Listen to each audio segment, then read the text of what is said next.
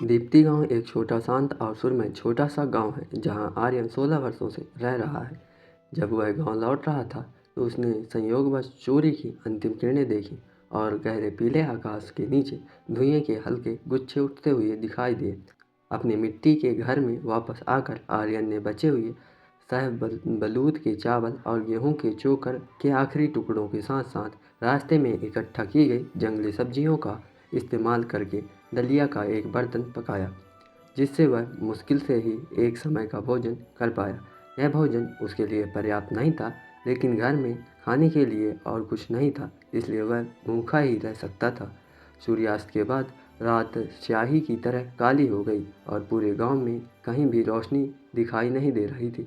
आर्यन के घर में आधी मोमबत्ती बची हुई थी, जिसे उसने काफ़ी समय से संभाल कर रखा था, लेकिन वह उसका इस्तेमाल करने से हिचकिचा रहा था। वह आंगन में एक दरांती लेकर खड़ा था और अपनी पूरी ताकत से उसे घुमाने लगा ताकि बचे हुए कुछ दक्षता अंक पूरे कर सके। थोड़ी भूख लगने और शारीरिक रूप से थकावट महसूस करने के बावजूद, मांसपेशियों में दर्द होने के बावजूद दृढ़ता से वह डटा रहा। उसके विचार सरल थे, चूंकि उसे यह सुनहरा अवसर मिला था, इसलिए उसे इसे और भी अधिक संजो कर रखना चाहिए था। केवल कड़ी मेहनत और पसीने के बल पर ही वह आगे बढ़ सकता था। 5 मिनट बाद दराती चलाने का कौशल स्तर बढ़ा। शक्ति +1। आर्यन के दिमाग में मौजूद कौशल वृक्ष पर दराती कौशल का प्रतिनिधित्व करने वाला हरा पत्ता धीरे धीरे एक हल्के सफ़ेद फूल के रूप में खिल गया। इस बार यह मुफ्त एट्रीब्यूट पॉइंट्स नहीं है, बल्कि ताकत में सीधा इजाफा है। आर्यन को एहसास हुआ कि प्रत्येक कौशल वृक्ष पर स्तर में वृद्धि से मिलने वाले पुरस्कार निश्चित नहीं थे। यह मुफ्त एट्रीब्यूट पॉइंट हो सकते थे, किसी एट्रीब्यूट में सीधा सुधार हो सकता था, या कुछ और हो सकता था। इस वृद्धि से उसकी ताकत सीधे तौर पर बढ़कर 5.4 हो गई, जो एक औसत वयस्क पुरुष की ताकत से कहीं अधिक है। इस ताकत से आया सुधार स्पष्ट रूप से दिखाई दे रहा था। आर्यन ने पाया कि उसकी पूरी मांसपेशियों में मजबूती आ गई है, जिससे वह अधिक हट्टा कट्टा दिखने लगा। उसका शरीर पहले की तरह दुबला पतला नहीं रहा। शारीरिक परिवर्तनों के अलावा धराती से संबंधित युद्ध के अनुभवों का भी उनके दिमाग पर गहरा प्रभाव पड़ा। आर्यन इन अनुभवों पर विचार करता रहा और हमेशा महसूस करता था कि दराती से लड़ना थोड़ा अजीब लगता है। तलवारों की तुलना में यह कहीं कम प्रत्यक्ष और प्रभावी होता है। दराती लेवल 3। उसने दराती की कौशल दक्षता पर एक नज़र डाली, जिसमें अभी भी 1800 अंक की कमी थी। इसे थोड़े समय में पूरी तरह से स्तरित नहीं किया जा सकता था, इसलिए सोने से पहले उसने पानी की घड़े से साधारण पानी से ही हाथ धो लिया। सोते समय दराती उसके तकिए के ठीक बगल में रखी होती थी, ताकि यह सुनिश्चित हो सके कि जैसे ही वह उसे उठाने के लिए हाथ बढ़ाए, वह उसे तुरंत पकड़ सके। दुनिया शांतिपूर्ण नहीं थी, इसमें अनगिनत डाकू और लुटेरे मौजूद थे। पिछले 2 वर्षों से मौसम अच्छा नहीं था, कई जगहों पर सूखा पड़ा हुआ था। आर्यन जिस जेड़ प्रांत में था, वहाँ के गांवों और कस्बों में अक्सर लूटपाट की घटनाएं होती थी। बिस्तर पर लेटे हुए आर्यन शुरू में सोते समय सतर्क रहना चाहता था, बहुत गहरी नींद नहीं सोना चाहता था। हालांकि दिन भर की थकान उस पर हावी हो गई। जैसे ही उसका सिर तकिए पर लगा और वह सुबह तक गहरी नींद में सो गया। भोर की पहली किरण दिखाई देते ही गांव में चहल पहल मच गई और सभी लोग काम पर जाने की तैयारी कर रहे थे।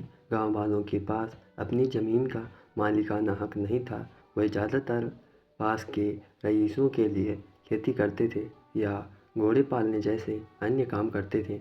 आर्यन अपने चाचा जॉन और उनके परिवार के साथ रवाना हो गया और ग्रामीण रास्ते पर चलते हुए ओस से भीगी जंगली घास के उसके कपड़े भीग गए। आज उसकी किस्मत अच्छी थी। उसे रसभरी की एक झाड़ी मिली और उसने नाश्ते के लिए सारी रसभरी तोड़ ली। अंकल जॉन ने आर्यन की ओर देखा, उसके कंधे पर थपथपाया और सिर हिलाते हुए कहा, युवा आर्यन बड़ा हो गया है। और काफ़ी हट्टा कट्टा है। तुम शहर की मिलिशिया टीम में भर्ती होने की कोशिश कर सकते हो। रसभरी चबाते हुए आर्यन ने सोचा। मिलिशिया टीम दीप्ति गांव में सबसे नज़दीक का कस्बा एंडलैंड टाउन था, जो आसपास का सबसे बड़ा कस्बा था। कस्बे में स्थानीय सुरक्षा बनाए रखने के लिए एक मिलिशिया टीम तैनात थी, जो आम ग्रामीणों के लिए काफ़ी अच्छी नौकरी थी। इंग्लैंड टाउन अल हार्डी के अधिकार क्षेत्र में था। मिलिशिया टीम में शामिल होना अल हार्डी की सेना में शामिल होने के बराबर था। उच्च सामाजिक प्रतिष्ठा के अलावा कोई व्यक्ति प्रति माह पूरे 10 चांदी के सिक्के कमा सकता था। आर्यन और अन्य लोगों ने 5 दिनों तक गेहूं की कटाई में मदद की, जिसके लिए उन्हें कुल मिलाकर केवल 20 तांबे के सिक्के ही मिले। आज गेहूं की कटाई का आखिरी दिन था। शेष काम पूरा करने के लिए केवल आधा दिन ही बचा था। उन्होंने सूर्योदय से पहले की ठंडी सुबह का फायदा उठाते हुए दिन भर के काम की शुरुआत की। आर्यन को अब गेहूं की कटाई काफ़ी आसान लगने लगी थी। रात भर आराम करने के बाद वह काफ़ी ऊर्जावान महसूस कर रहा था। वह दराती को ऐसे संभाल रहा था मानो उसके शरीर का ही एक हिस्सा हो। शक्ति में वृद्धि होने के कारण गेहूं के खेत की कटाई करने में केवल थोड़ी सी मेहनत लगी। जहाँ अंकल जॉन ने केवल आधी पंक्ति की फसल काटी थी, वहीं आर्यन ने पहले ही एक पंक्ति की फसल काट ली थी। यहाँ सारा गेहूं खत्म करने में दोपहर के समय 1 घंटे से थोड़ा अधिक समय लगा। दराती स्तर 3। आर्यन ने गौर से देखा। दराती चलाने का कौशल अभी पूरी तरह विकसित नहीं हुआ था, इसलिए उसने फैसला किया कि वापस आने पर वह इसे और विकसित करेगा। फसल कटाई के बाद उन्होंने गेहूं को गाड़ियों पर लादने में मदद की। एक सलीके से कपड़े पहने अधेड़ उम्र का आदमी मेड़ पर खड़ा होकर लोगों को सामान लादने का निर्देश दे रहा था। यह अल हार्डी का प्रबंधक था, जिसका नाम मैथ्यू था। गेहूं को लगभग पूरी तरह से लदा देखकर मैथ्यू ने अपना गला साफ किया और बेरा साम्राज्य की मानक भाषा में कहा, अपनी मजदूरी लेने के लिए लाइन में लग जाओ, और जिन्होंने आज काम किया है वे अल्लाह की कृपा के लिए धन्यवाद के रूप में एंडलैंड टाउन जाकर गेहूं के भूसे का एक गट्ठा भी ले सकते हैं। सभी ने सिर झुका लिए और अपने दाहिने हाथ अपने दिल पर रखकर अल हार्डी के लिए कृतज्ञता व्यक्त की।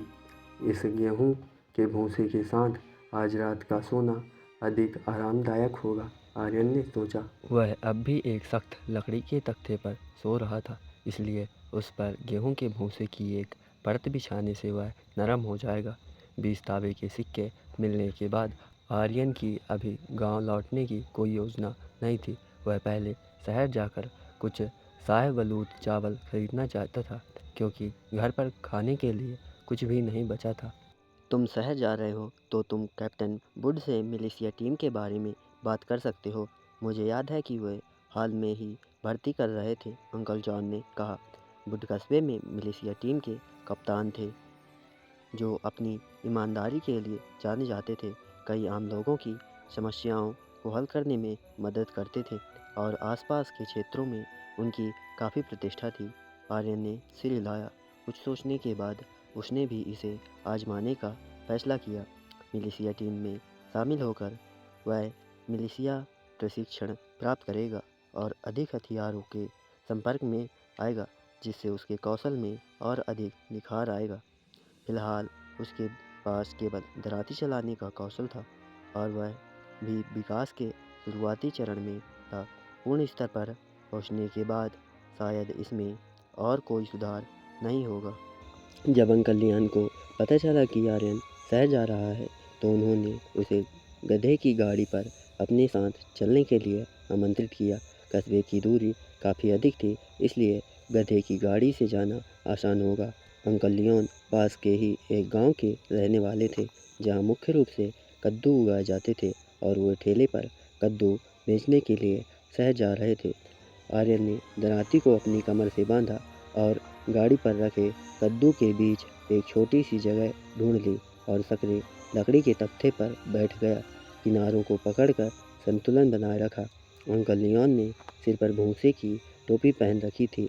मुंह में एक पुरानी टूटी फूटी पाइप थी। उन्होंने चाबुक को झटका दिया और गधे की गाड़ी को कस्बे की ओर ले गए।